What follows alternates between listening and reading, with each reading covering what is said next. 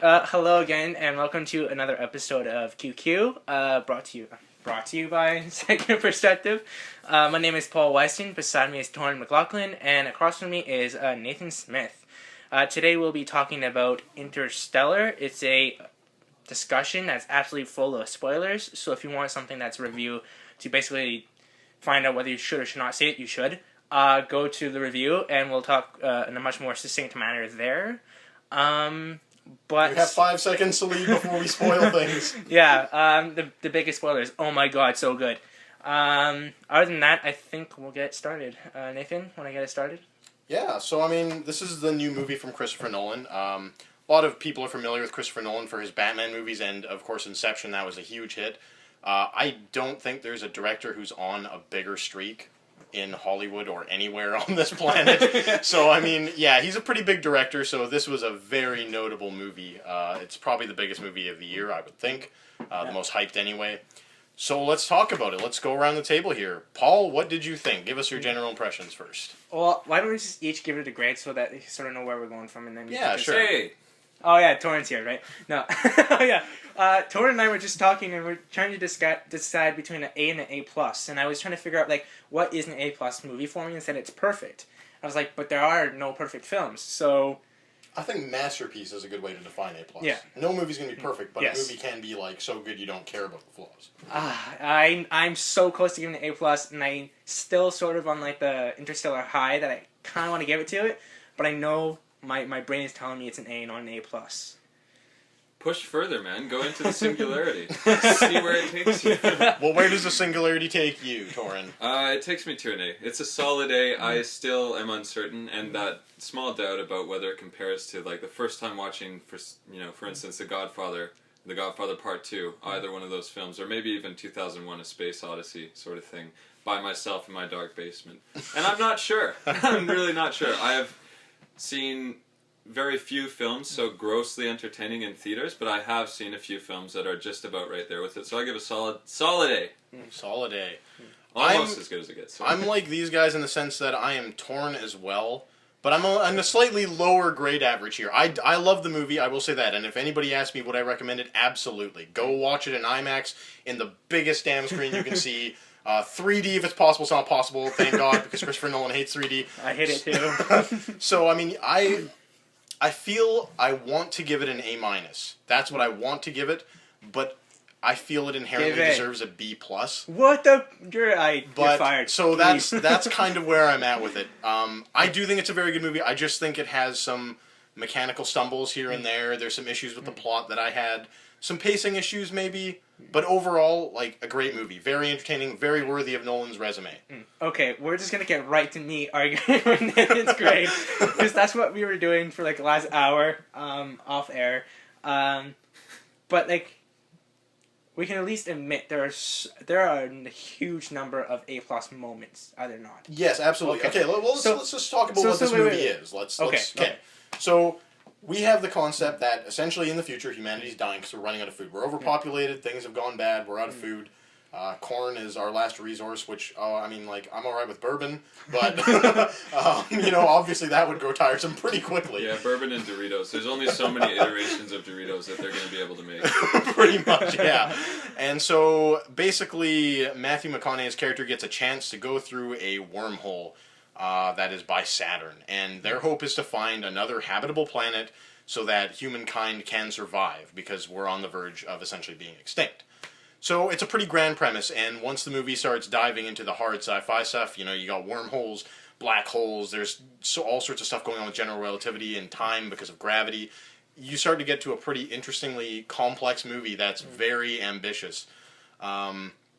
And I think, I applaud Christopher Nolan for that. I really do. I think it's very bold to be like, I'm going there. So, yeah, let's talk about it from the beginning. So, movie opens. It's like a solid hour before we even get to space. Like, it's got to be about 45 minutes to an hour. Right. I missed the first 10 seconds. What? Can somebody tell me what that... I was getting popcorn. And I heard the boom, and I was like, that must be the movie. In the first 10 seconds, he's having a dream about flying. That's how the movie opens up. And there's a crash. Yes, yeah, and it's just a little bit of his character later on. We learn that he was a pilot, an engineer, and he test flew one of these vehicles that they ended up flying in the movie, and it went bad because the computer kind of screwed up, I guess. Didn't trust him, essentially. So, just a little character moment to give you backstory. I thought it was an effective opening. So, yeah, we start off in this pretty, I don't want to call it apocalyptic Earth, it kind of is, but in a weird way. I think Christopher Nolan's really creative with these things, as he tackles very modern day issues. You know, so many movies are like, oh, death by nuclear war, death by zombies, by plague. Christopher Nolan's like, yeah, you know what, we're gonna starvation. We're not gonna have. We're gonna be eating corn. There's the end of the world. Well, actually, one of the lines is like, we don't need weapons. There is no war. Yeah. Which I found really interesting, is because a lot of people argue like, oh yeah, human beings are just gonna blow the shit out of everyone, right? Yeah. But instead, he's like, no, we're just gonna like die from a food coma of too much corn. Right? And, like, not well, actually... it's a biological pest, actually, blight. Yeah, which breathes blight. the nitrogen sort of thing. And that's the sort of, like, macroscopic and microscopic threat embedded, like, in our biology, where we live and that sort of thing, is a staple of sci-fi. Like, going all the way back to War of the Worlds in, like, 1889 or something like that. I think it is 1889. We're applauding if you're right, and we're booing if you're wrong. One of the things, like, we've got these giant, you know, the Tom Cruise one, these giant space invaders that come to the planet, but what takes them down is a biological pest. They can't survive, it's not habitable to them, basically, but the same threat is also applicable to humanity, which is sort of the darkest part of that book, I feel, at least the threat from outside sort of thing, or the threat that is already here, you know? And in a way, it's kind of like, it's such a whimper of an ending for humanity, you know? We don't go out with a bang, we go out because we starve to death because of a microscopic entity is destroying our food, you know? There's no more wheat, I think they said. Something else got taken out, and now it's moving on to corn, and corn's the last kind of mass-produced resource. I thought it was a really interesting look at the future, and it's very relevant. It's scary, it's terrifying, because it's something we can't control. It's not fighting someone with a weapon, it's not even an alien as terrifying as that can be, it's just life, you know? It's just the nature taking over. I think it's very terrifying, and I really like that it sort of brings us into that world that way. We got these great dust storms going around the world. I'm not really sure why. I don't know why there are dust storms, but there are dust storms, and people are sort of getting lung problems because of it. Do you know why there was dust storms? Well, maybe global warming or something, but my understanding is that global warming, at least until it wipes us out, supposedly is just going to create, like, chaotic weather patterns that will, you know, crush us and produce deserts, produce, like, typhoon areas and that sort of thing, which just make basically most places on Earth uninhabitable. But no, it's never explained why the dust is coming. Yeah, it's kind of one of those things that's in the movie, and I'm all right with it. I think it looks very effective. You know, the CGI on it was really cool, and it's a big part of the early part of the film. Is there's a lot of these dust storms are hiding from it. They're, you know, there's a great scene where they're driving through the town and there's just sand everywhere. The sound design for that sand, at least in the IMAX that we saw it in, Nathan and I, it felt like I was legitimately being pelted with sand. Like, that was really cool, because often when I see films, it doesn't necessarily bother me, but I'm conscious that the sound is coming from one particular direction, and even with these, like, you know, more advanced like systems, whatever, I can kind of still tell. Like, I know. But with this one, I felt that whole sense, like, oh wow, I feel like I'm totally inside of it. But this, I think, one of the first times in a movie I felt with the sound, particularly with the sand, I actually felt like I was... Don't the speakers in the IMAX theaters circle 360 degrees? Yes, they do. That's probably why you felt it coming from all around. Yeah, but like, I remember some other films I seen in an exact theater, and like it has also to do with the sound designer making certain effective choices, right? I remember Gravity being like that too. Like, when the debris comes, you can hear it, like it's actually coming around and moving on. So yeah, I mean, much of the beginning film, we're on planet Earth, and it's not looking so good. We meet Matthew McConaughey's family. Why don't we, like... We all think it's a great movie, and my goal is to make Nathan think it's a A- by the end of this. I'm not going to win because he's too stubborn, but whatever. But why don't you mention sort of, like, people who are listening to this should have already seen the film, so they already know what's going on. Why don't you talk about sort of your qualms with... Well, I was actually just going to get into that. So, I mean, much of the beginning of this movie is dedicated to meeting the main character's family. His daughter and his son and the grandfather. And so we meet these kind of cast of characters, and there's a lot of emotional bonding. And I think it's quite good. I think there's a lot of good scenes, especially with, I don't know her name, but the young actress that plays his daughter. She's very good, I thought. The actress's name? Yeah, I don't know the actress's name. I thought she was... Mackenzie Foy. F-O-Y. I've never seen her in a movie before, but I thought she was quite effective. I thought her chemistry with Matthew McConaughey was great. I would agree, yeah. Yeah. And we get a lot of good scenes with them. But I think the movie might dawdle a little bit too much here just before we get into kind of where we need to go. So, I mean... I was itching a little bit myself. Yeah, we have a couple of elements that pop up right away. We got this element of this supposed ghost, which we later learn is Matthew McConaughey. Now... not bragging, but I did feel pretty early on that I knew it was going to be Matthew McConaughey. I didn't know how. Like, I didn't know that he was going to end up flying through a black hole and all these strange, you go behind a bookshelf and all that. But it's like, I was like, well, it's going to be him. There's no other logical explanation that I can think of. Maybe it's a best guess scenario where I'm just kind of throwing it out there, but I sort of felt that was obvious. It's... The thing with that is... Like... the thing is, I don't understand how Nathan was able to sort of, like, write off aliens. And for me, the reason I didn't even really take a guess or think, oh, that's really super important is because, I'm not exactly sure, but I was just so engrossed in everything else. I was like, okay, she's got something weird about a ghost. When it's super important, it's going to be, like, on the forefront, like, that's all they're going to talk about. Okay, great. But I never really made the connection that it was going to be so important that I actually had to make a guess as to who it was. And I just thought it was creating some sort of, like, difference between, like, look at Matthew McConaughey, he's a scientist, and look at his daughter, she's all, like, superstitious and all that sort of stuff. And I thought that was all it was doing.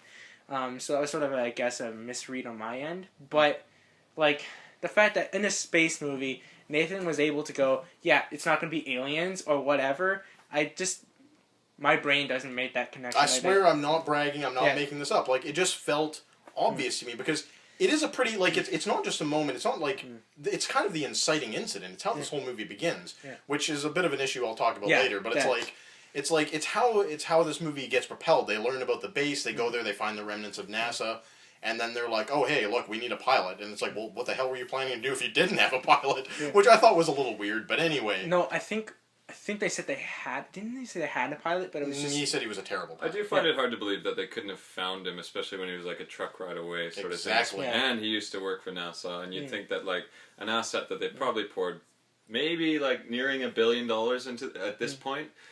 Not only that, sort of thing in training for a pilot, they wouldn't be able to hold on to his whereabouts if he was located in the same town as their headquarters. And it's pretty much, it's like the last best hope of humanity too. You don't think they're going to go to their way to find a competent pilot.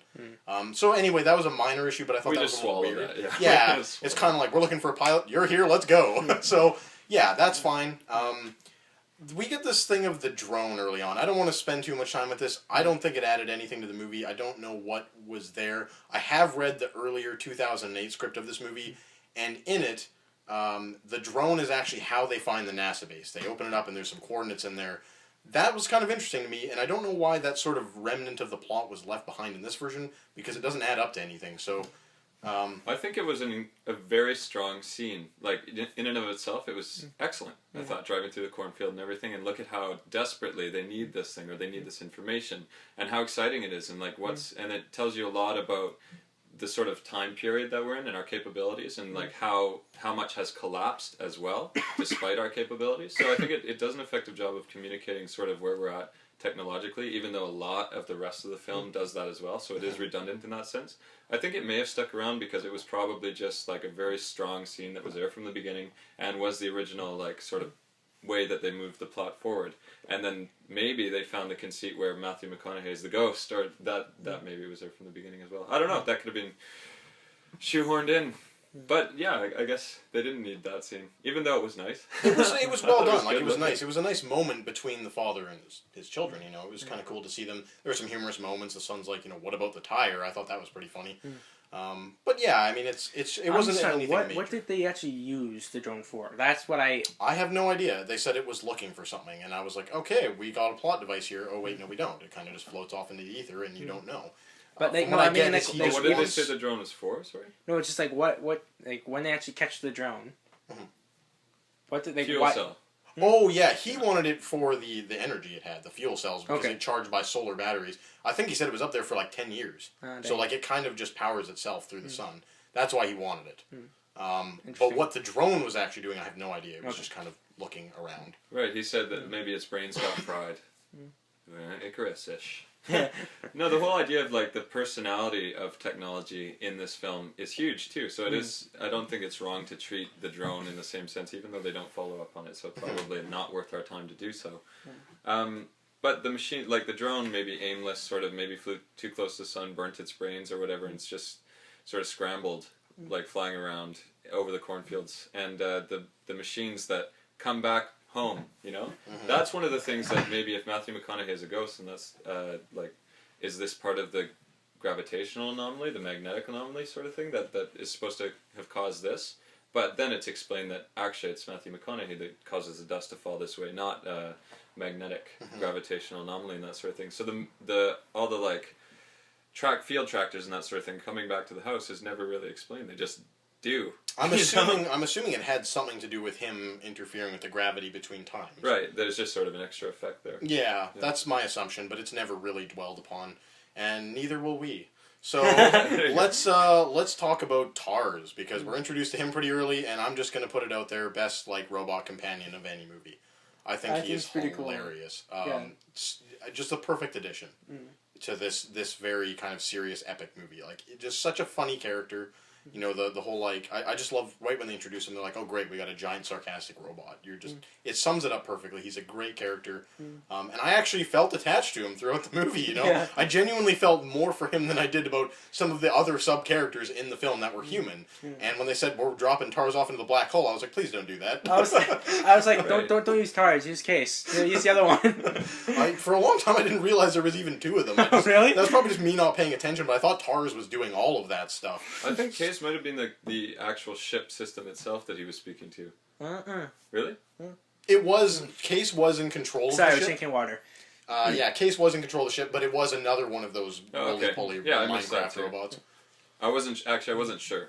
I'd seen both possibilities and I wasn't sure. I thought it was a ship system. But well, like in the scene that they show you, it's like Tars goes up to Case and he turns him on or something. Yeah. And then he's like, hi Case, hi Tars.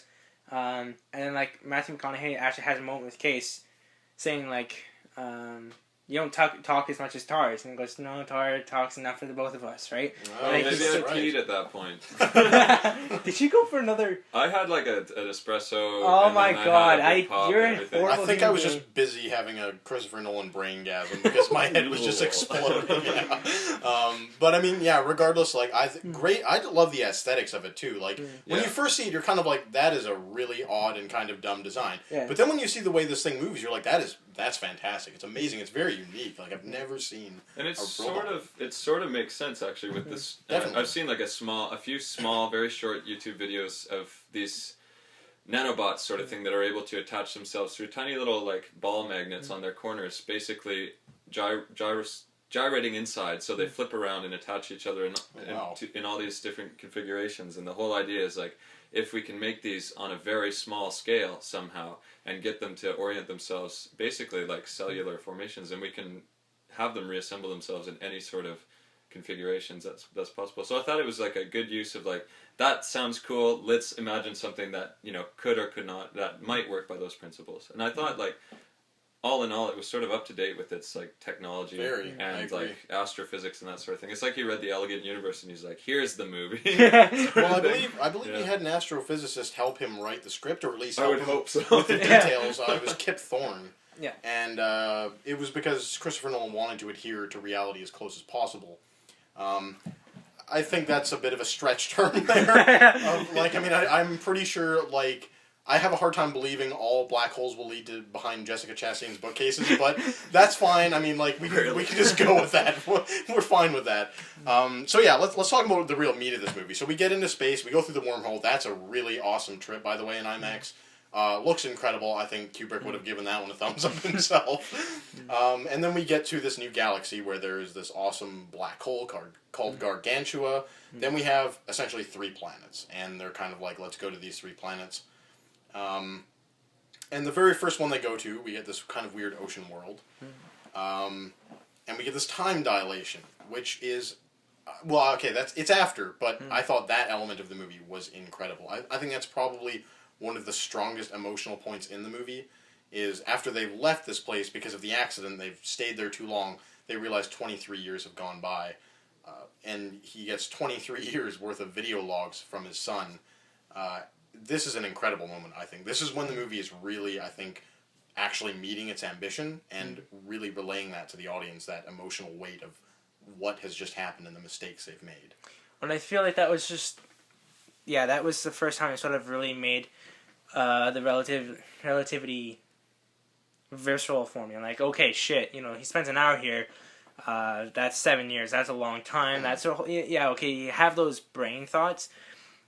But, when a film is cut, even with that scene with him being on, like, the world water planet and whatnot, that was probably in film time, like, 8 to 10 minutes?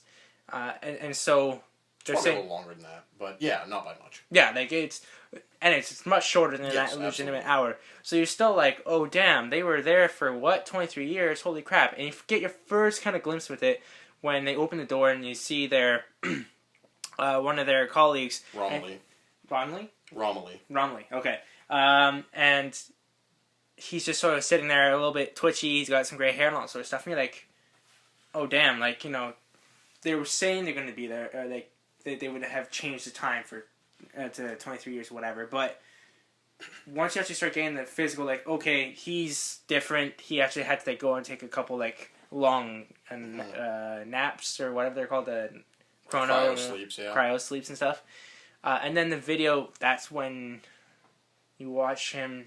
He legitimately has to watch his son grow up in, I don't know, like, say half an hour of videos. He watches him grow up, have another son, so then Matthew McConaughey has become a grandfather, and then that child dies.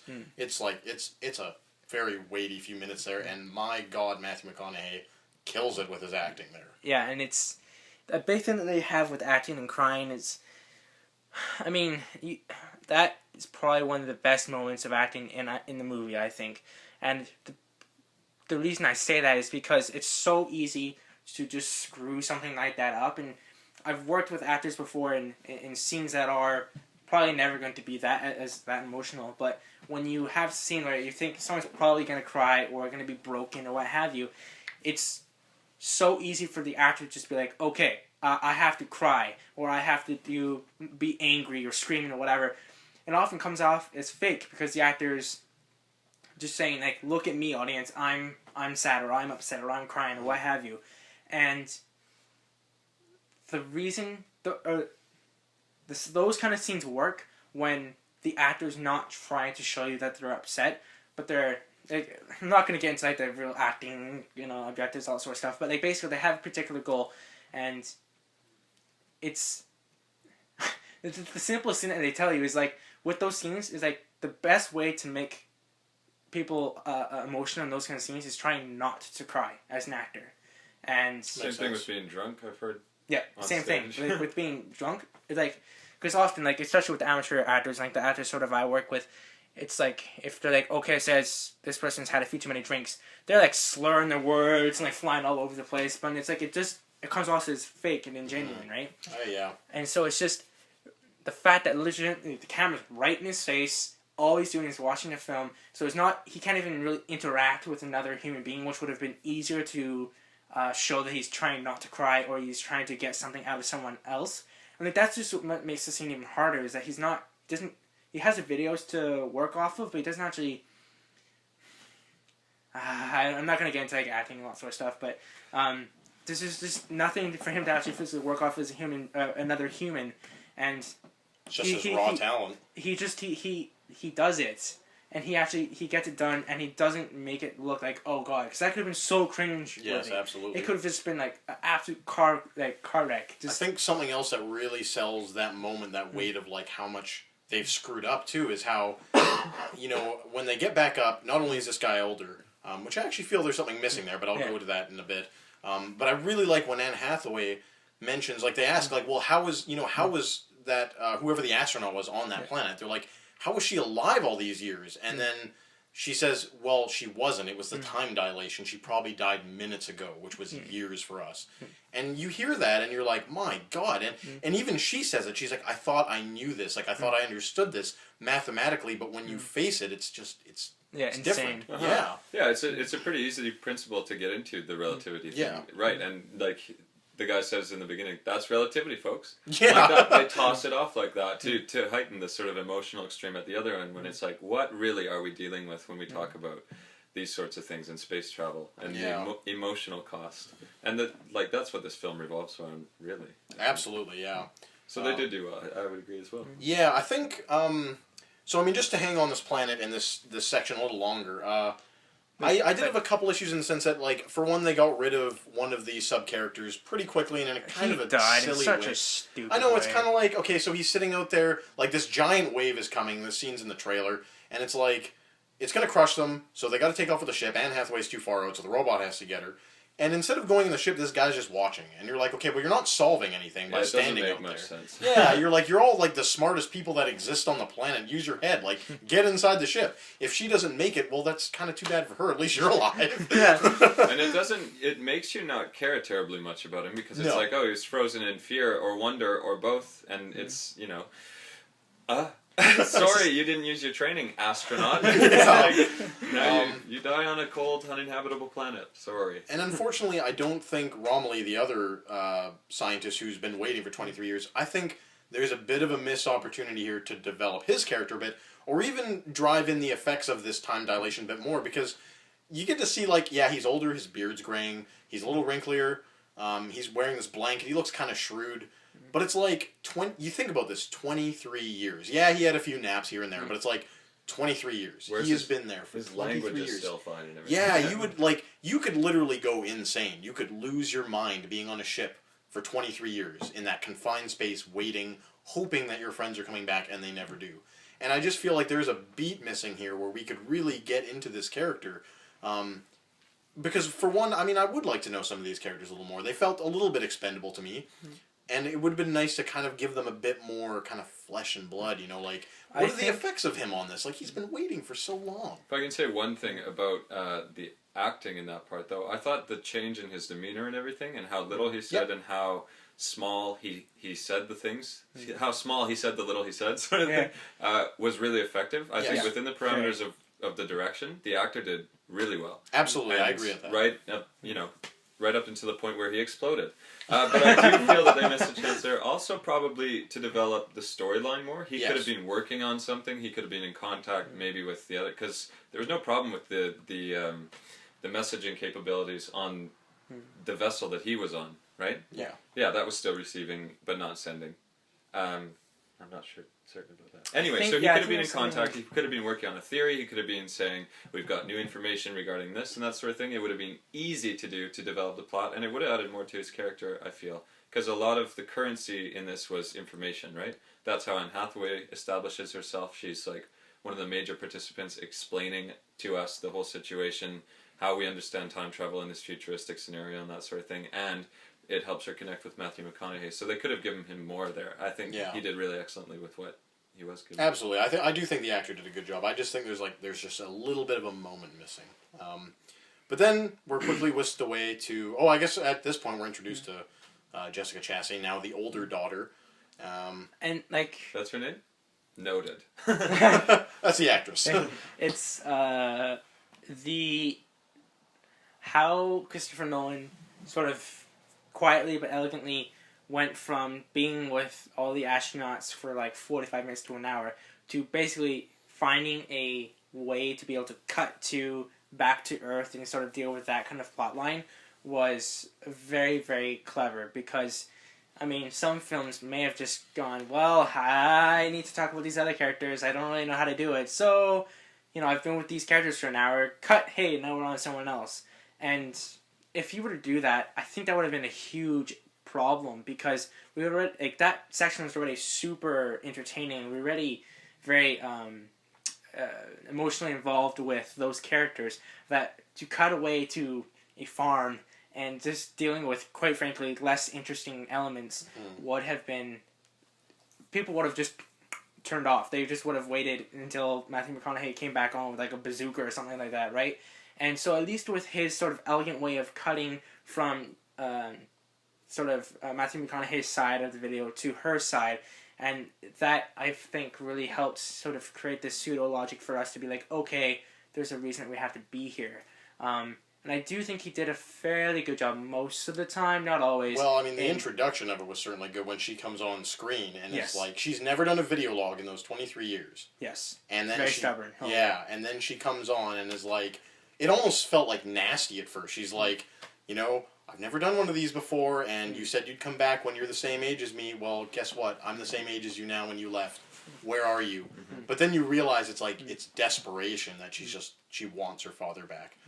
It also serves to reinforce the theme that bonds them and eventually becomes a mechanism by which they're able to communicate and build a future society, which is like their linkage with time, right? Yes. And the aging thing and that sort of thing. Because he really doesn't get to say a lot to his family and to her specifically, because the son gets a hug and it's like a hard look. All right, boy. You've got to, feed the world, son. All right, boy, you're mostly going to be unimportant for the rest of this movie. No more baseball. It's corn for you. and then basically has a really small emotional scene with the daughter. Says a few things, and one of the things he says is this, and they hold on to only that, and it's like emotional that she doesn't try and get in contact. Like, that's not very reasonable, is it? But you really get a sense of how it's affected her. His absence, and what bonds them again is that just time in a different form, talking about age, and it's all time. Yeah, I did find it kind of interesting that she actually just, and like for the film, okay, I understand and it makes a lot of sense for the script, but I just, I didn't think that her character would actually go 23 years without doing a video. I thought like, after a year or two, you'd be like, okay, I miss you. You're my fucking dad. I need to say something to you. So to that be, like, again, you said, like, him being on the ship for 23 years. Just think about the last thing that you say to your father is, go, right? And then nothing, and you have the opportunity whenever you want. Are you telling me even if you get drunk once and just like call Michael Caine and be like, okay, I want to leave a message for my dad, right? At age 12? Sounds no, realistic. I'm talking well, you about... gave us first the timeline of, you're not saying within 1 or 2 years, and now you're adding this extra element, the drink, and anyways, it's like, what are these supposed to happen? in 23 years, you don't, crack. And then, I get it, it's very impactful, because, same age, all that sort of stuff makes sense. I just found it kind of interesting and different. And I don't know that if I were to write that, I would have come up with that scenario, because I can't foresee or believe that someone would do that over 23 years. Well, after that, we move on to the ice planet. I think this there's a scene. Do you want to mention at all where they have that discussion between? They have to choose between one of the two planets? Yeah, I was actually just going to mention that. So basically, like, right before we get to this ice planet, they do have to decide where they want to go, because Romilly, of course, was on that ship for 23 years, like, consuming resources, because he, had to live. They consumed a lot more resources than they thought they would. So basically, they don't have enough to go to either planet, or both planets, so they have to choose. And then we get this kind of weird element of the film where it's like, Anne Hathaway's character, named Brand, she wants to go to this one planet, which I believe is Edmund's planet, and we get this really strange plot thread where it's like she's in love with Edmund. And that comes up before. Yeah, it does. It's mentioned earlier. It just felt a little weird to me. I'm not really sure why that was in there. It's not a big deal, though. It just kind of felt like a bit of a strange thread to add. How's that? Well, it has mostly to do with how I think Matthew McConaughey's character, Cooper, and Brand should have bonded. And we talked about this a little earlier, but I feel like they should have bonded a bit more throughout the movie. But I want to talk about that later when we get to kind of the ending scenes. So anyway, there's a bit of distrust between everyone. Matthew McConaughey decides they're going to the ice planet because he wants to bro it up with Matt Damon. And we get Matt Damon. So... Whoa, let's not, this was an important scene. Let's go back to this for a second. And we'll probably come back to this when we talk about the major themes of the movie. But I think Anne Hathaway's sort of impassioned speech about love being perhaps that transcendental, multidimensional force that may end up uniting us. And why don't we follow the one thing that transcends space and time? And it's like... I was trying to think of other things that transcend space and time. There's probably jokes in there, Anyway, but it sort of ends up coming true when Matthew McConaughey goes through black hole at the end, because how else does he come to this spot where he's able to communicate with his daughter, except maybe following his intuition and like his strong desire to find his home, find his daughter again, show her love, you know, and that sort of I don't know. It just seemed like it was strange. It was strange and appropriate according to form to put those words in Anne Hathaway's mouth, you know, and have that sort of like sent up over emotional sort of female love put in the only girl on the spaceship's mouth, basically, and then it sort of ends up coming true for Matthew McConaughey, and it also doesn't. I thought it comes true for her too, moment. which is interesting. I think that's really cool. Is like she was right. It turned out that planet was the right planet, and she said, "Well, I mean, not only does she have this affection for Edmund, but she also knows him and believes that he would not lie. Like she's like, I trust him, and if he says the planet's good, it's good." Yeah. And it turns out she's right, but of course Matthew McConaughey's like, no. Yeah, it's because Matt Damon is a wiener. We find out. But no, it is what this movie is making some sort of argument for the principles that will guide us through, despite all of this technological apparatus and despite all of these like setbacks and that sort of thing. So our capability and the challenges are love and trust and those sorts of like very conventional values. And I did find it. You didn't like that speech, did you? No, I did. Oh, you did? Okay. I did. It was Tristan. He was like, yeah. He was like, "That's stupid," and I was like, "Okay." But I was gonna say actually I really enjoyed it, and like I came up sort of like set up like a podium, and then I started doing that speech. But I thought it could have been even more grandiose to the point where like we're standing out, and it's kind of like it's a big bright light on something. Please, like it's a little awkward. But I thought she delivered the speech quite well, and it was just the fact that I thought it came out at a very appropriate time because they were just like absolutely destroyed by the emotional cost of relativity, and like I thought it was very smart for that particular character to be like, look, we tried the shit that we thought was going to work and it's not, and you know what, I want to try something else, and it's just I've tried following my brain and it's not working, and that my gut is telling me to do it, and I just want to. And for everyone that was so pragmatic, because like Matthew McConaughey in the first like hour of the film is super pragmatic. He's like, there's no such thing as ghosts, and like they have all these sites, and it's sort of bringing that like element of well, you know what, maybe you're wrong. I thought it was a very nice time to bring it in, but I also thought it was even equally enjoyable in the fact that like it hurt. Whereas Matthew McConaughey's like, nope. He's just like... Right. He's got a tough decision to make, and he goes with the man, you know? Yeah. Like, he goes to the man's planet. But, like, on the same token, like, it wasn't... I guess I really liked that scene, and just sort of how it was constructed, because it was so well written, where you're like, I'm feeling for Anne Hathaway's character, but I know perfectly why Matthew McConaughey's character chooses how he does. Yep. And I like the fact that they both are so... equally right in some sense. Anyways, they both have very like logical points of view, but interestingly enough, we know the movie is going to go on a reasonable amount longer. So you're like, well, Matthew McConaughey is probably going to be wrong. Yeah. And of course, he's wrong in the form of the man, Matt Damon. May I just say that that's probably the second best like cameo. Maybe I would say Bill Murray in Zombieland probably beats that. But nevertheless, I think Matt Damon, that was a pretty surprising sort of show up for him. I thought it was awesome. I'm so glad I did not know about it. Yeah, I did not know about it either. I did guess. I didn't think it was Matt Damon, but I guessed that was going to be someone pretty substantial because... that makes sense. They kept... Because like one of the rules that they... Or not rules, but suggestions they have for... screenwriting is like, if you want to make someone more ominous or interesting or what have you, you get other characters to talk about them. And all they did was, I was going to say some really rude things online, they say some very nice things about Dr. Mann. It's just like... The man's the man. He's relaying this. He knows this shit. Yeah, and then he got like 11 people or 12 people to follow him, all sort of stuff. Yet, and they showed, there was a photo of like a bunch of these people in like, minute 45, whatever, of like all the people that went to the planets. No, Matt Damon. and they did not show the photo of Dr. Mann, because I felt like if that wasn't secret, that's, that would be a shot. You just put an insert and be like, this is what Dr. Mann looks like, because you need a face for a guy that's talking about. But still, You've the got fact like that Chris they Hadfield's smiling face. yeah. It's like, look at that proud Canadian mustache. There's a man to follow. So you're very right about that. And there were Heart of Darkness references. I think they actually say Heart of Darkness. We're going into the Heart of Darkness. Yeah, and there's a parallel there between his behavior and his outlook on humanity between him and Dr. Kurtz, Mr. Kurtz, right? Yeah. And so so the fact that they said that Dr. Man's still alive, and I'm like, he's the only person alive. I knew Gotta be a notable actor. It's gotta be a notable actor. Yeah. So I didn't know it was a ghost, but I did see the cameo. So I was just like, wow, Matt Damon. Would it have been better if it was Bill Murray? What about Jeff Goldblum? Like, hey guys.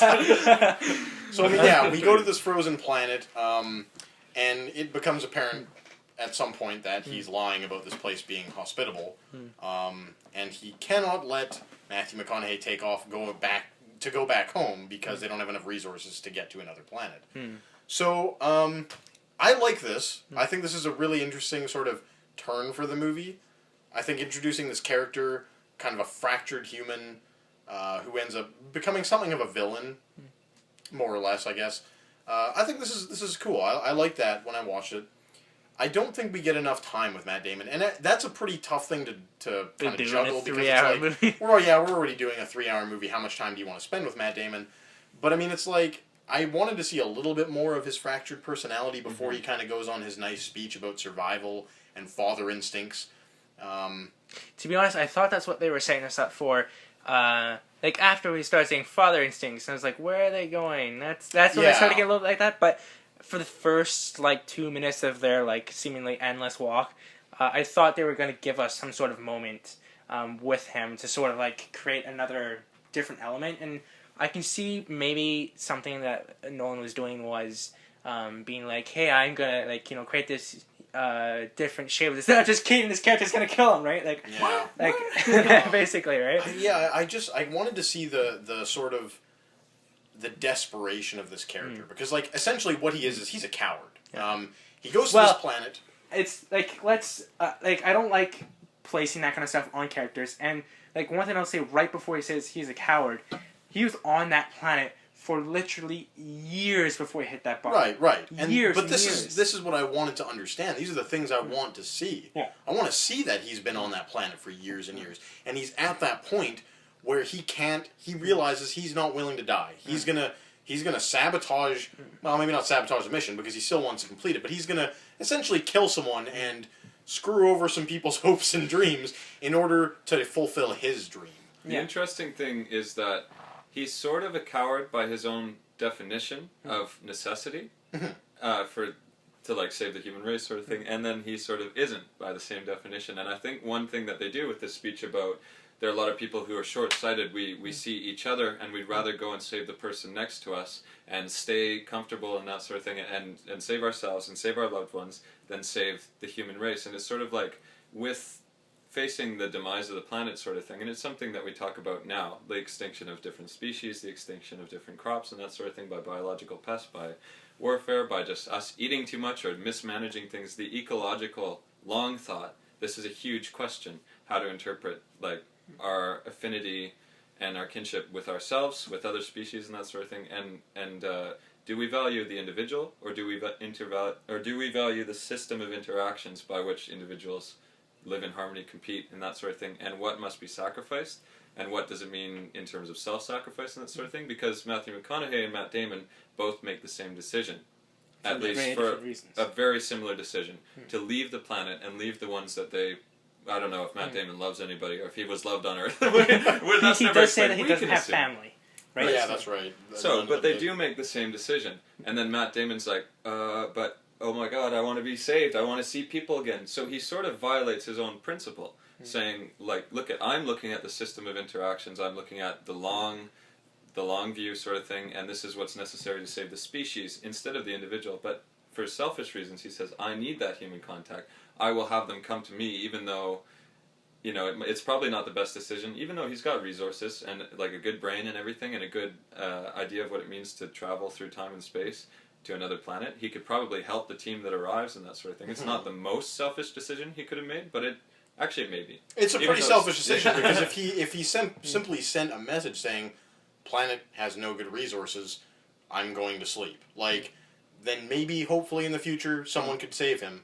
But until then, like, they would go on to, hopefully, the right planet, and he kind of derails them. It's...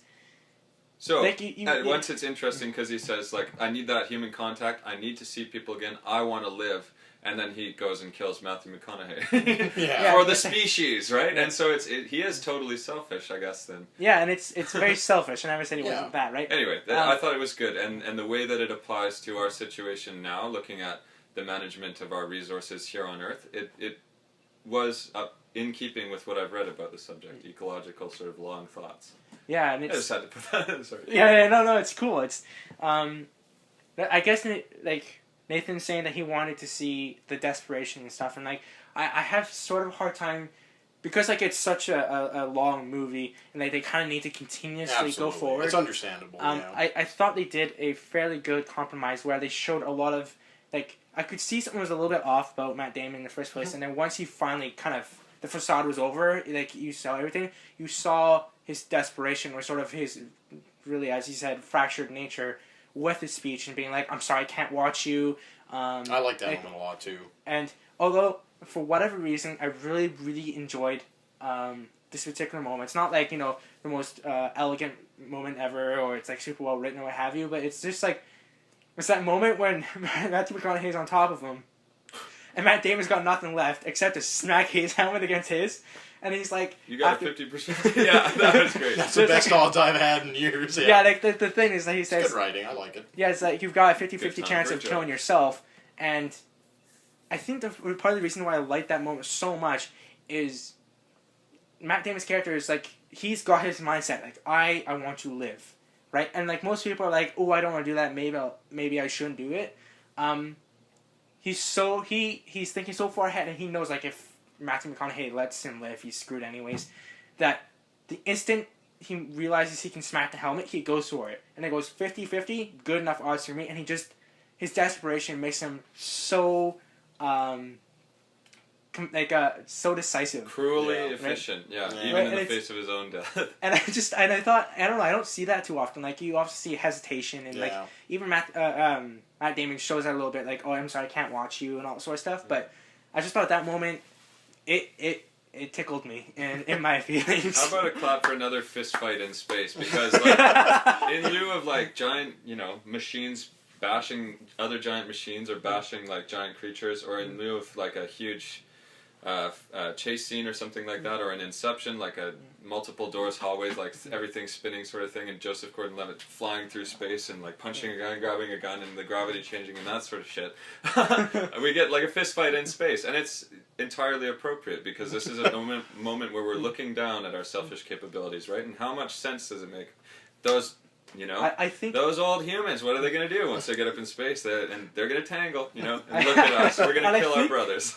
I think Christopher Nolan is making the exact point that you are, because at one point in the fight, he pulls out into a huge wide shot, the sound gets muted, and you just watch these like two hands just like on the ground, like hump each other, right? It's like, but like on the same token, I thought he was a very clever, visceral way of like finishing that fight instead of like, because I don't like fist fights generally, because it's really boring for me. It's like, okay, someone punches another, I know someone else is going to punch someone else, and then when the writer or director wants it to end, it ends. But with this one, it felt like it was a very it was a very clean, legitimate way to end a fight. So something we aren't talking about that happens in this moment too is it gets revealed that Michael Caine was lying to everyone.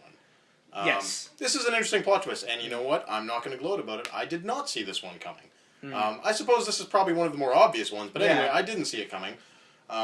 It's really interesting. So basically, he's lied about getting people off Earth. He's just using that as a lie to get people to go into space and reseed the human population, because if he tells them otherwise, then, well, people won't work together and do that.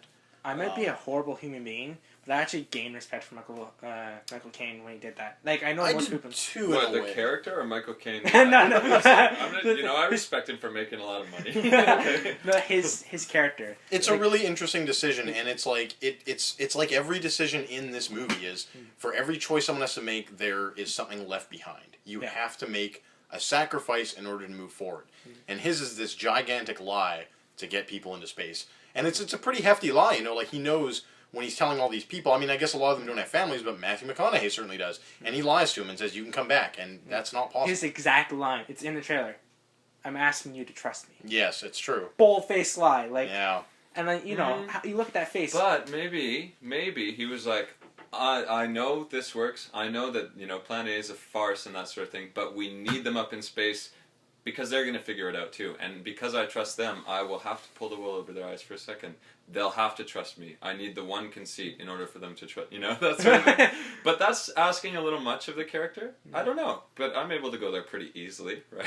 I think this is an interesting character moment, I think, for him. It gave him it made him a more dynamic character, because he didn't really have much to give the film aside from being Michael Caine. The grandfatherly, very comforting, safe, intelligent, you know, trustworthy Michael Caine. Yeah, and I think they use that. Like, we all look at it and you go like, that's Alfred, right? You see Werther's original and you're like, yes, there it is. Michael Caine's face is underneath the wrapper. It's like, and it's just, and I think that's why I like Christopher Nolan a lot. It's like, I think he uses that idea that we trust Michael Caine, and then he's just like, he did. By the way, yoink, and he sets it up a little bit, like, albeit not too far in advance, but you know, Murph has been trying to. This is Cooper's daughter. She's been trying to figure out the equation to mash quantum mechanics with general relativity for, I guess, 23 years. Well, maybe not that long because she was young, but anyway, for a long time. And it turns out he's already solved this. Michael Caine has, and he's just lied because it doesn't get them anywhere, I guess. Yeah, he says something like that. Basically, even though he's solved it, you can't do anything with it to save the planet. The interesting thing, though, that makes him a little more sinister is that for Murph not to have solved the equation with her under his tutelage sort of thing, he would have had to actively teach her the wrong things. He would have had to actively get her, like, competent with some really heavy-duty theory, and then actively set her problems that would lead her astray, sort of thing. Or, you know, screw up her math training altogether, which doesn't seem to be the case, because then she figures some pretty sweet shit out, and all of a sudden we've got, like, future settlement technology. Well, there is one scene, though, that, like, shows that a little bit, and it's where she says, you know, you've been doing this wrong because, like, time, you leave that as a constant. And he says, like, oh, you know, I'm getting out of here. See my wife. Yeah, he's like, peace out. So, I mean, you can kind of see something. I'm going to go die in the next scene. Just wait. So, yeah, let's keep going here, because there's still a lot of movie to talk about. So, okay, we get off this ice planet. Well, I mean, some of us do. Matt Damon takes their ship and fails miserably to dock. How hilarious is that? And you're like, she's gonna be ripped apart. I really love that moment where he's like, "There's a moment, kablam!" and then sucked out the airlock. And you're kind of like, "Is that the moment, Matt Damon?" Like, I do, like, maybe it's just because I've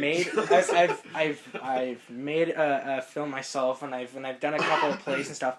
And it's like, people think those moments are easy to make, where it's just, but it's actually really hard to find the right, appropriate, most satisfying moment when a character finds out about one other character, or when to reveal particular information, or as simple as, like, when am I going to get this character to just blow the fuck up? Like, excuse my language, like, and to do that wrong, it doesn't feel good. It just doesn't feel right. It feels like a missed opportunity even to the audience. And so for the fact that Christopher Nolan hits, I think, 8 or 9 out of, like, 10 of these moments is just kind of shows his, nothing else, his sense of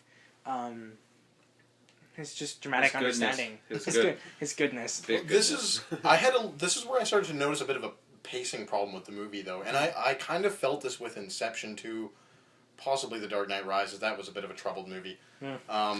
But I thought this was the most exciting part of the movie, is, like, we get this awesome sequence on the ice planet, we get two cool betrayals, I guess, kind of, like, one after another, nice plot turns, and then, you know, there's, Matt Damon takes off with their ship, they desperately need to get back, it's a very exciting sequence, he dies, they decide they need to dock with this spinning ship that's going into the atmosphere, you're like, this is going to go all kinds of wrong, he does it, and it's a very exciting sequence, and then they're like, all right, now are you ready for the epilogue of the film? And you're kind of like, sorry, not epilogue, but the climax.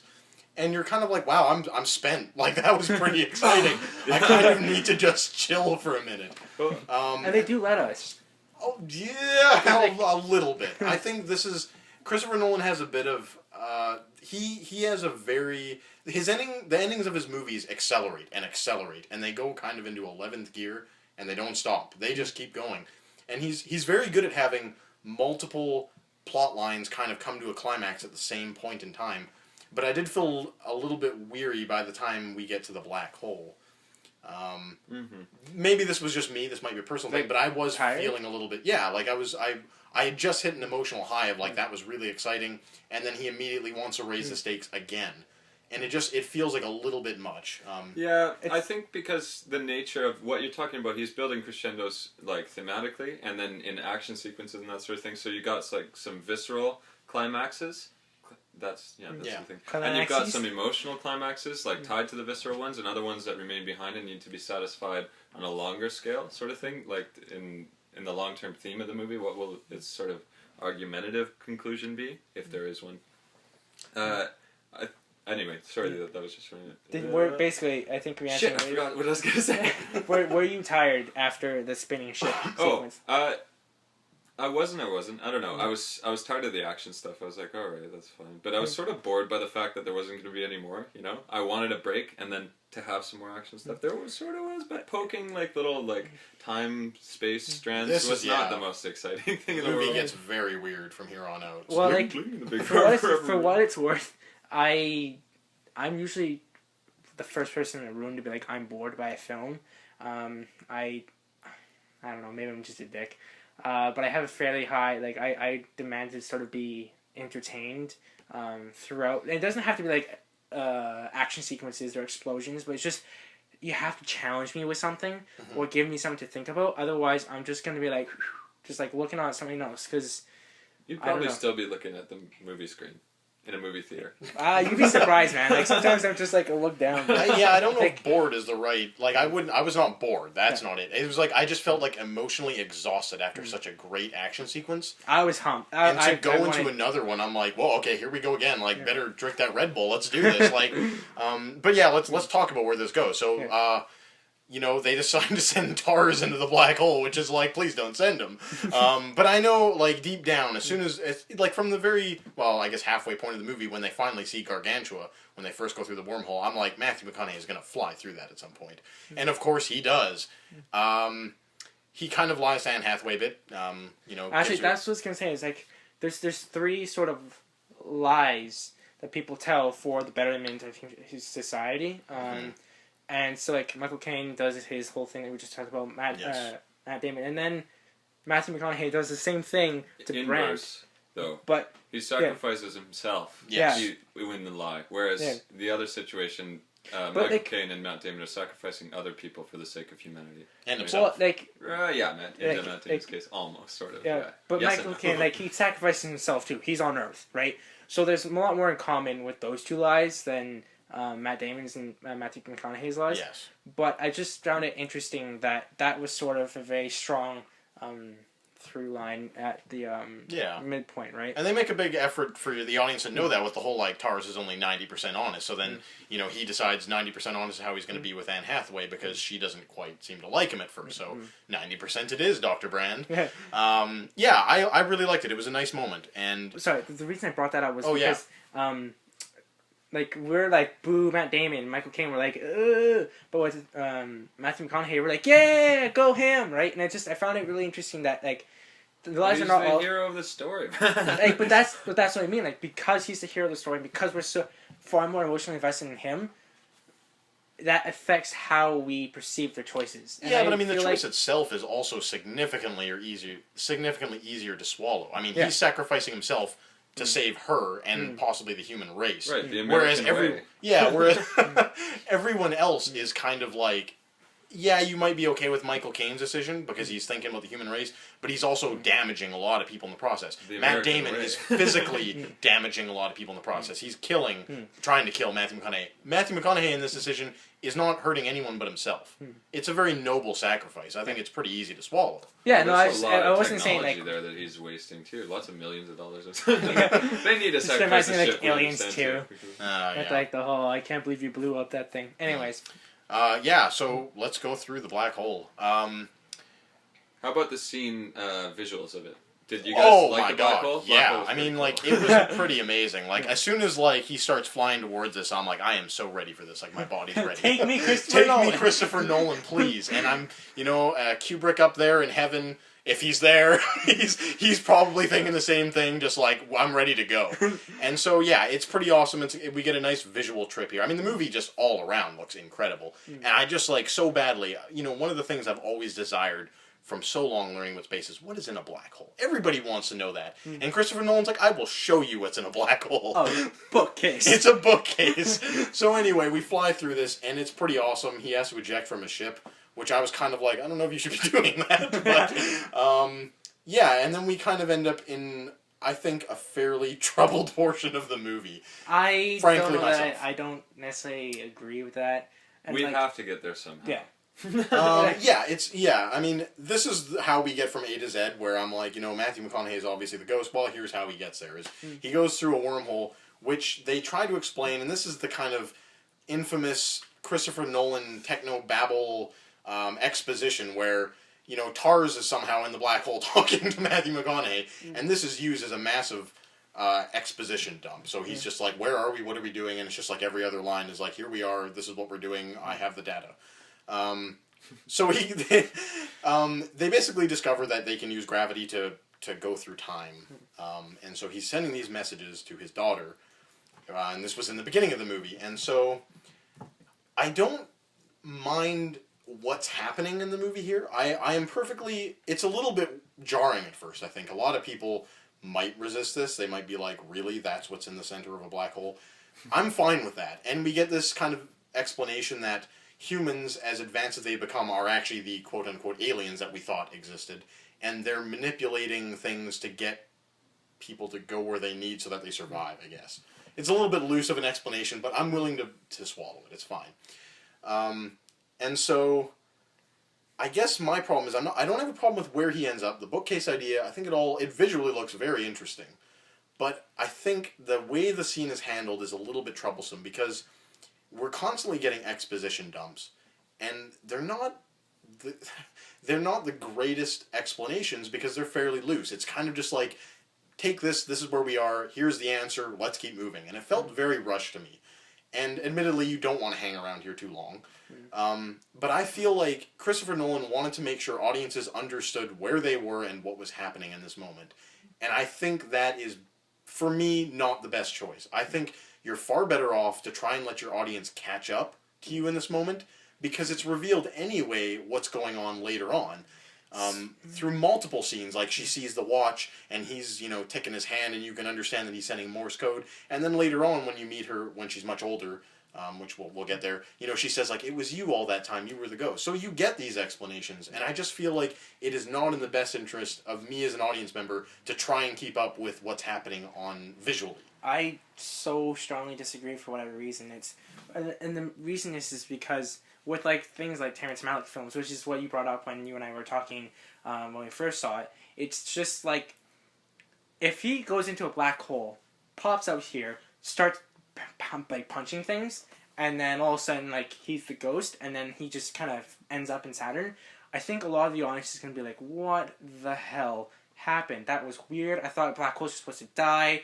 And I just think, instead of sort of letting your audience catch up, I think you would isolate them even more and alienate them. And, audiences don't like it when they're lost.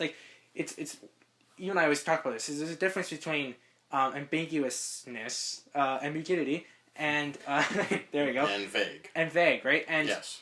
I can see what you're saying, but, if the two evils, if we're going through a black hole, and this is how he wants to end the movie, I think it's much more, it's a much stronger idea to tell the audience what's happening.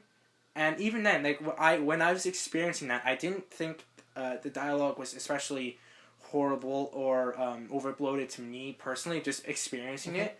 But then again, I enjoyed Inception. That's just exposition. But and I'm usually fairly in tune to exposition, right? But I thought it came up with interesting reasons for why all this worked. Well, right?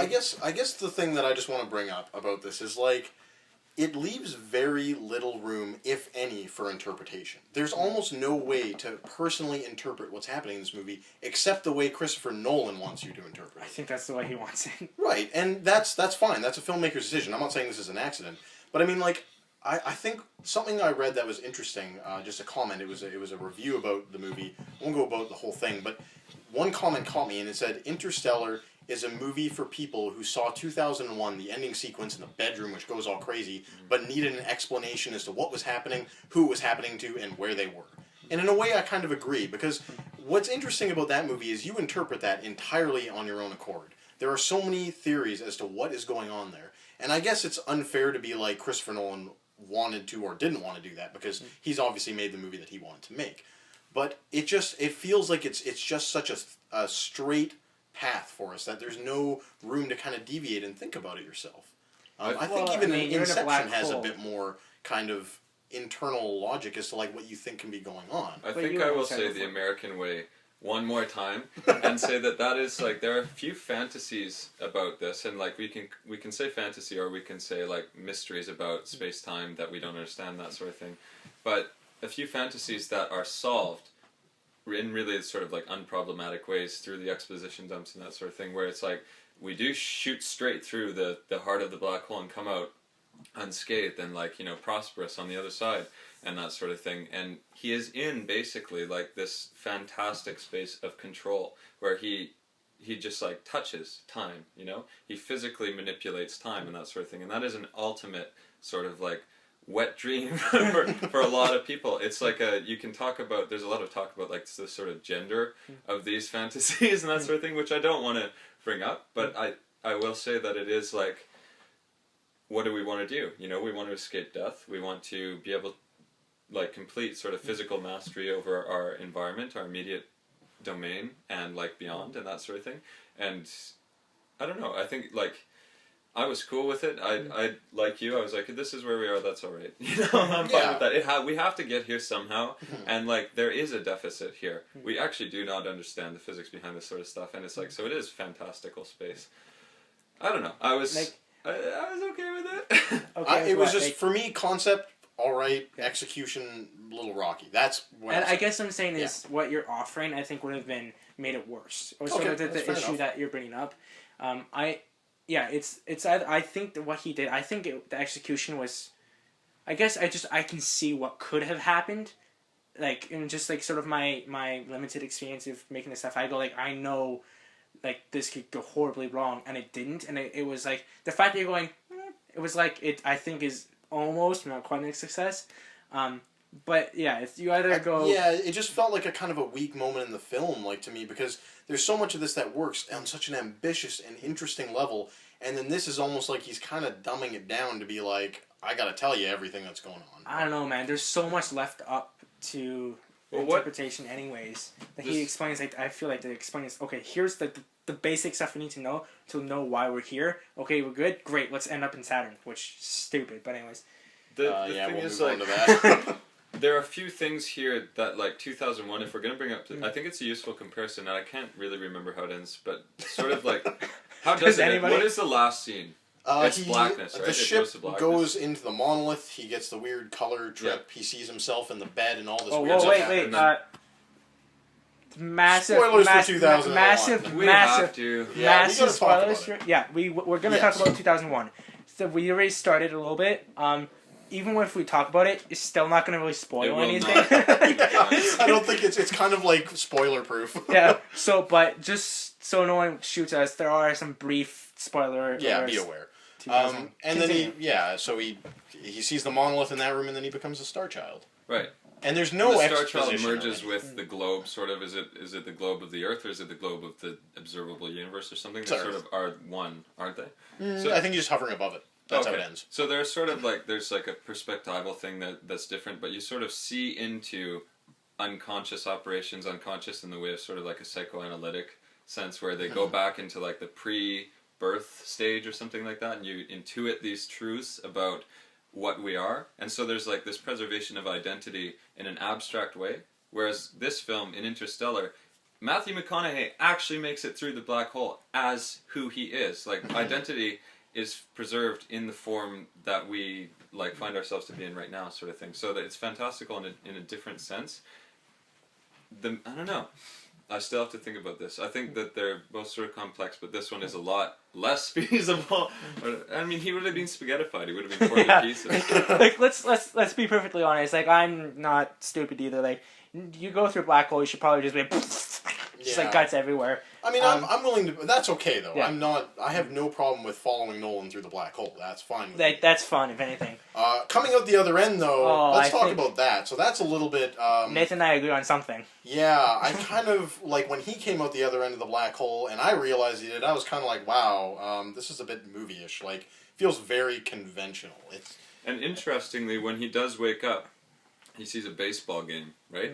Mm-hmm. Isn't that the way that Superman is supposedly when he wakes, or who sleeps for like 50 years or 60 years or something, and they have... Captain America? Yeah, Captain America. Jesus, that's who it is. Because I saw that a few years ago. And they've got the same game playing there, sort of thing, and they've got New York City skyline from like the 60s or something, and it turns out to be fake. You know, he's actually in the future, and then he breaks out of his cell, sort of thing.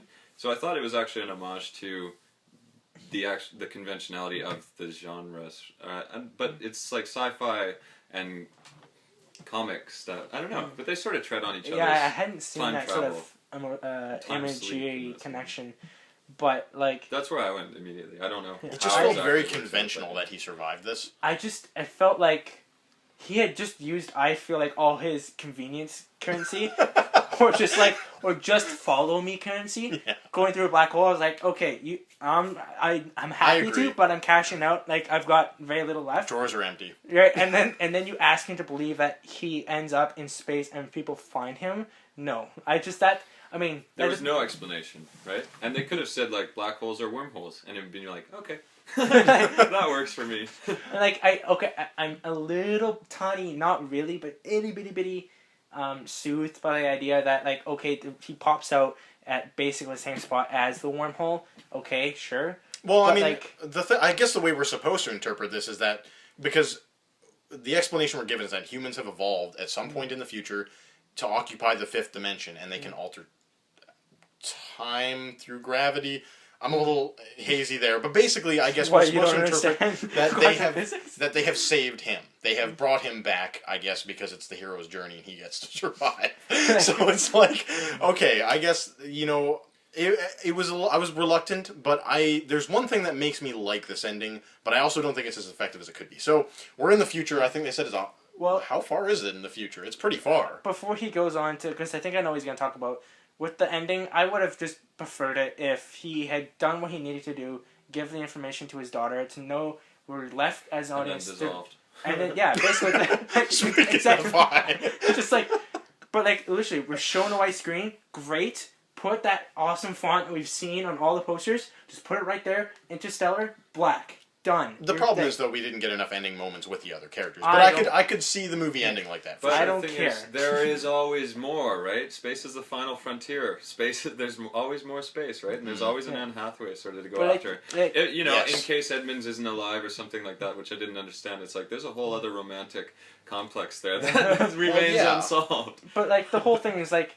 And like, yeah, space is like, oh, it never ends and all this sort of stuff. But like, films need to end, right? Yes, absolutely. And Nathan and I always sort of talk about climaxes a lot and whatnot because that's what I believe a film should build right to. It's like you pose a question. I think I've said this in a podcast, maybe all of them. You pose a question to the audience of some sort. I mean, it can be, vague, whatever. And this one is more or less like, will he save Earth / will he come back? And then we basically get the answer when he's in the black hole. And once you get an answer, just stop. Done. Like that, I believe that most films... Throw those papers. I've solved it in the movie. Basically, so many films just screw around for the last 15 minutes. The biggest one I can think of right now is Gone Girl. Like, it should have ended, 15 minutes early. Well, that's fine. It's just the point, right? But, you pose a question, you solve it, you give it to us, we don't need anything else. I mean, okay, great, you set up the Interstellar 2, and... okay, fine, because you're Christopher Nolan, I'll let you do what you want. But, if this was anyone else, I freak out at Django Unchained because I thought it should have ended 15 minutes earlier But well, this You perfectly. didn't like that fight scene, the shootout. Whoa, we gotta. gonna Let's not do talk here. about Django spoilers now. But yeah. Let's see how many we can get in here. What So- else is like current that a lot of people haven't seen yet? So this beautifully segues into what I want to talk about, is because you're right. They do kind of answer the problems of the movie there. Like, he gets the data from the black hole, which is kind of a MacGuffin. You're just like, all right, data from black hole, let's go. And I'm fine with that. And she gets it relayed on her watch in Morse code. And then now we're thrust into the future. It's like hundreds of years, or 100 or something. And anyway, we get one last reunion with him and his daughter. I didn't find that emotionally affecting compared to the other scenes of the movie. Yeah. I don't know if that's that big of a deal, but it was. I was looking for, I wanted one last heartthrob.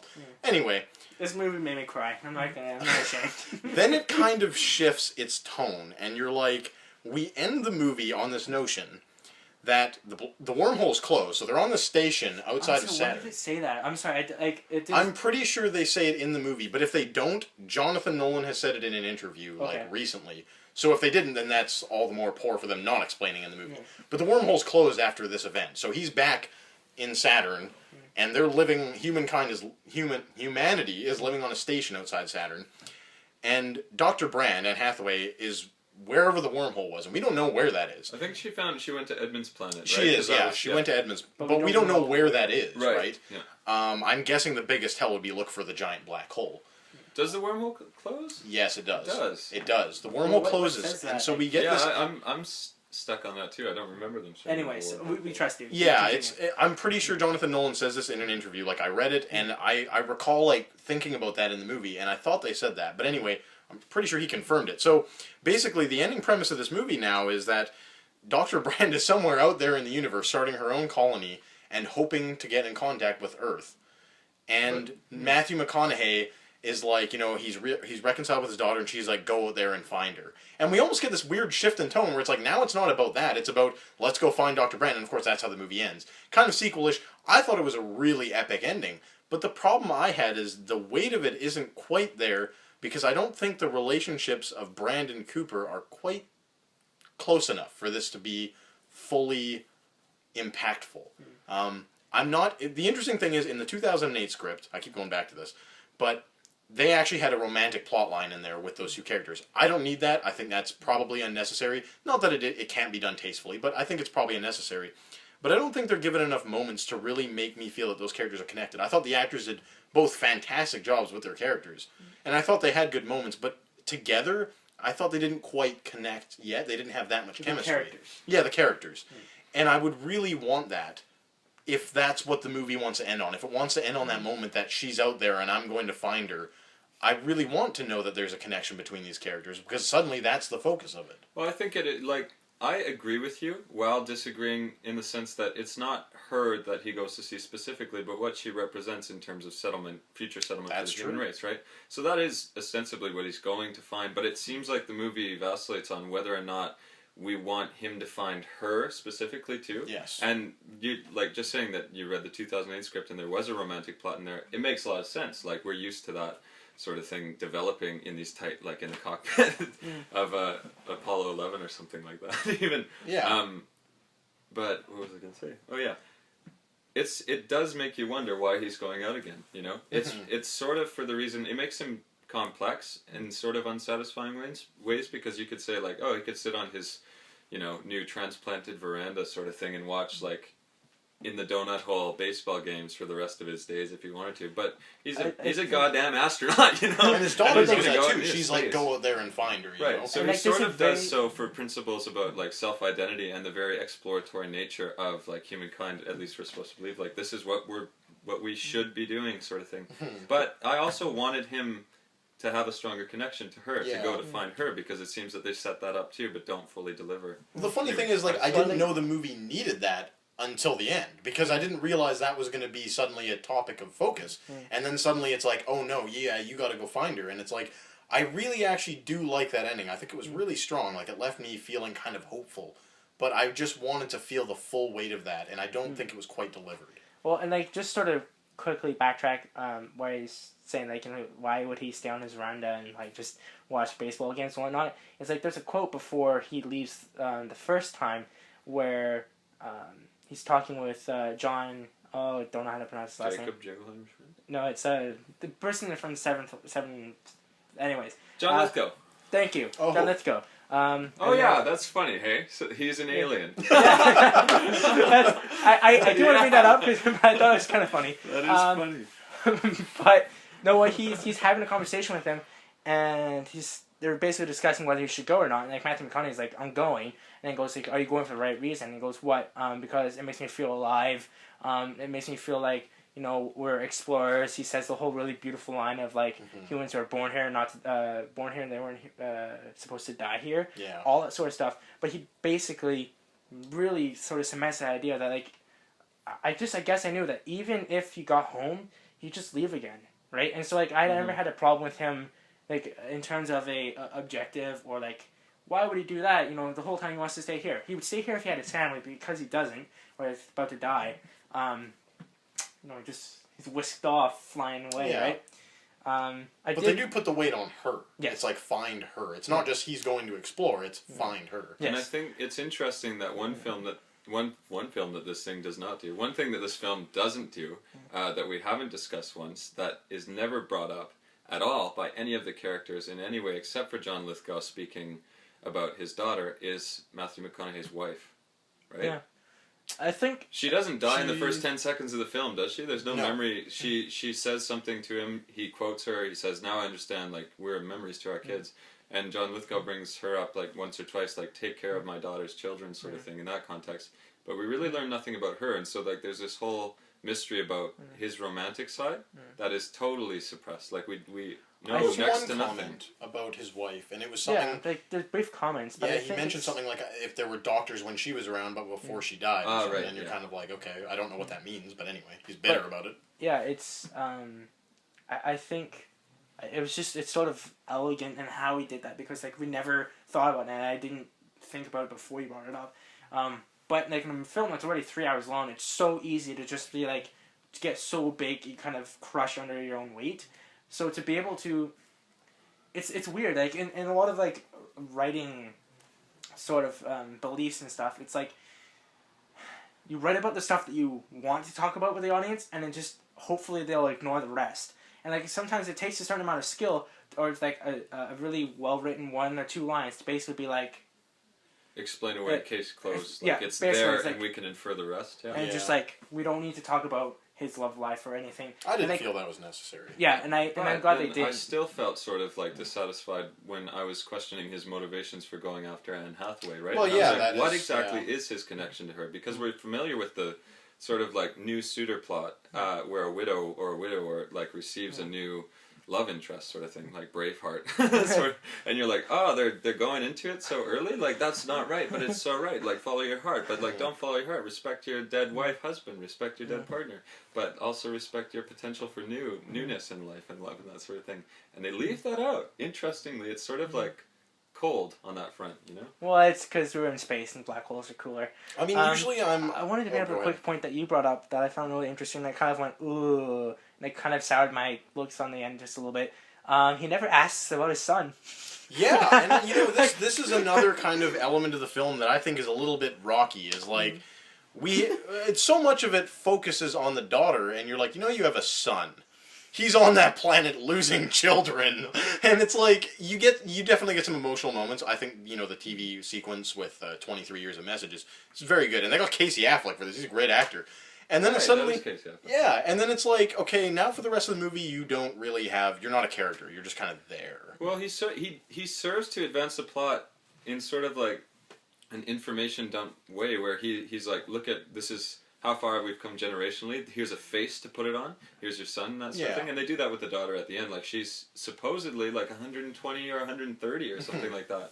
But he sort of like his family also succumbs to the dust problem and that sort of thing. So it's like they sort of epitomize like these really utilitarian problems that we're facing as a race.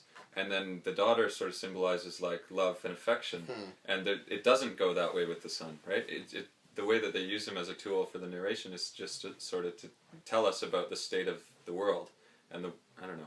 I guess it's just kind of what bothers me though, is he is used as a tool, and Yeah. and it's kind of weird and almost rude in a way that he comes home and he doesn't once ask about his son. He's just like, "Where's my daughter? Oh, good, she's old, she's alive. I'm gonna say goodbye to her. Where's my son?" Like He you're just kind assumes that he's dead, and like a fair assumption, but like Fair, yeah. I mean, I guess for me, I wondered. This would obviously change some things and would have to be Wait a second. worked out. Small defense for that guy. Did he?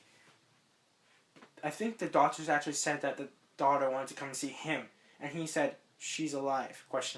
So I think he assumed that both were dead. Oh, I'm sure. Yeah, I just Just small. I mean, like still, it's you know, just she like actually paying said, homage. Right. Like where is your son? But I guess even within like he died peacefully. She says to him on her deathbed. he died coughing to death. the one thing I wondered he is ate like dust and he died early. Like come on. it's like could you impart the elements of that character of the son onto Murph so that she becomes a stronger character? Like, can you make it so that she lost the son?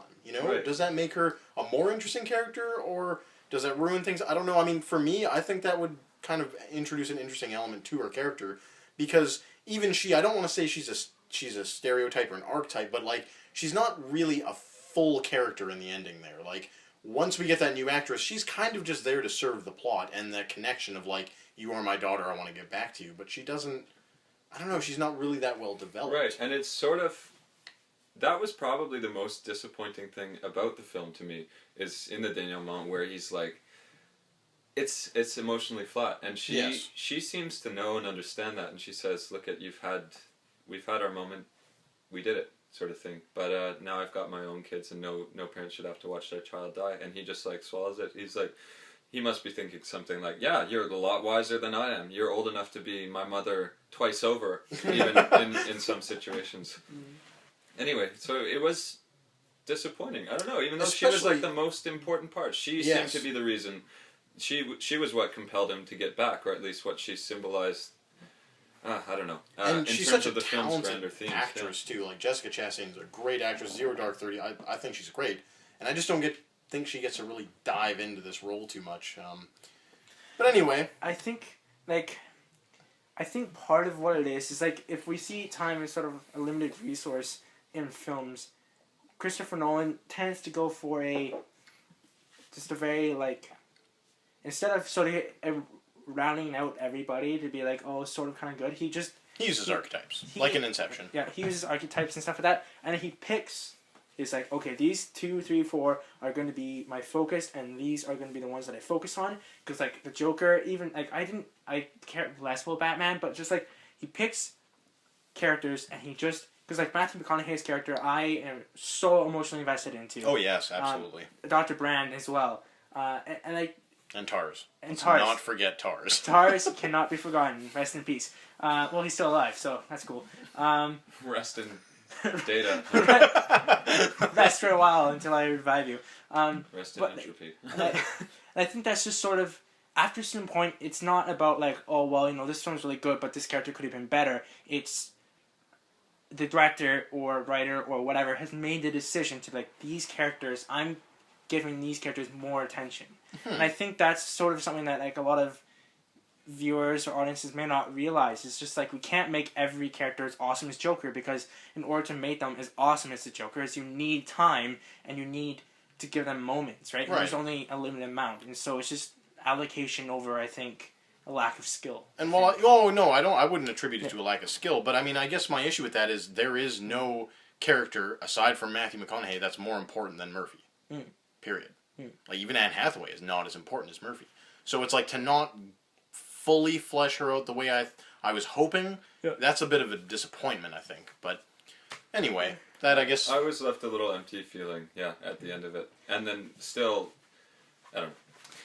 Widescreen, Interstellar. Yeah, widescreen Interstellar. Well, let's widescreen the podcast here before we go on 10 minutes too long. Christopher Nolan, give me your ending. Just quickly, recut it. We're good, and then take me later. So let's just like roundabout one last time. Quick comment. So Paul, Interstellar. Interstellar, really, really good. It's an A. Still hoping Nathan will be like, okay, fine, A-. I think he went the opposite direction, actually. But whatever, screw him. He says this to me all the time, and that he was one of his favorite shows is Battlestar, and it's the reason is because it's so, when it's good, it's just amazing. And this film gave me one of the highest emotional highs I've had from a movie in a very long time. The closest film is probably Birdman. I'm still deciding whether Birdman or Interstellar is better. But its really good parts and its emotional scenes and stuff are just so good that I'm willing to overlook some of its quite clearly problematic issues. I'm happy to deal with those slight bumps to have those massive highs.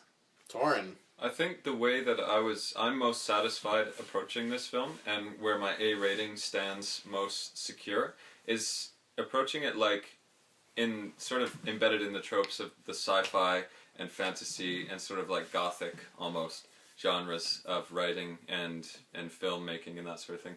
And I think it fulfills a lot of tropes of these genres really well. I think it pays attention to all of the things it needs to pay attention to, working within the genre that it does.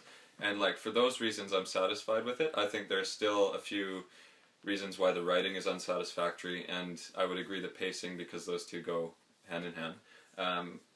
And it did leave me sort of emotionally questioning things that I thought I had been certain of about the hero's emotional attachments and his motivations and drive to transcend in and self-sacrifice in order to advance humanity, sort of thing. So I might have even like sifted my way down to an A- or something, which I know Paul hated, and I'm partly saying that just because I know Paul hated it. But no, I would stay A, maybe an A-. I was really satisfied, and I went basically like dancing out into the street. I was on an emotional high too. Absolutely. It was nice and sunny in Vancouver too, and I had a lot of popcorn and Coke as well. The fountain kind. The fountain kind. Anyway, I would probably stick with an A. Yeah, I mean, I don't, all my complaining aside throughout this podcast, I love the movie, and I've already recommended it to as many people as I can. I've been telling people, like, it's a great movie, go see it. It's worthy of Nolan's reputation. I want to love it more emotionally than I do mechanically, because I think the more I think about the film, it doesn't quite hold up to its own weight, basically. I think... But you love Gravity. Let's not get into that. Yeah. So I want to give the film an A-. I feel it deserves a B+. I'm just gonna say that it's an A-. But I'm gonna say that I have no problem with subconsciously overrating a Christopher Nolan movie, because these are the kind of movies I think people should go see. Like these are the blockbusters you want to see. They make you think. They do interesting things. They risk it all. Right. So it's like, yeah, definitely go see Interstellar. Yeah, and I think that's the last point that I'll bring on is where we can end it. Is just part of the reason why I like Christopher Nolan films so much, and in particular Inception and Interstellar, is that I come out of those theaters first on a huge emotional high that I just don't get from most other films, but it makes me want to make films and wants me to write. It makes me want to write and just be as ambitious as his films are, because I agree with that.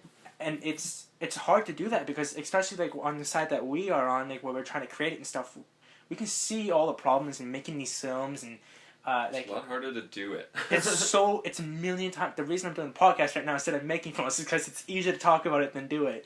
And yet when I watch Christopher Nolan films, it makes me go, I gotta do it. I want to do it, because I know that the highs that get watching it, you get them tenfold when you make it and you do them well. So, anyways, I think that's a good point to end on. Yeah, I think so. I mean, there's something to be said for an ambitious film. Like, they're going to stumble, they're going to fall, but because they're ambitious, you just got to give them an applause. Yeah. Popular fantasies, popular doubts considered that, are relevant because they're popular, and they have to do with, like, what we're capable of mentally and physically in the grandest possible scheme, Yeah. So... All right. Again, this is QQ here. Yeah. This is episode of QQ. I'm Paul Weston. Torin McLaughlin. And Nathan Smith. All right, and we'll see you next time.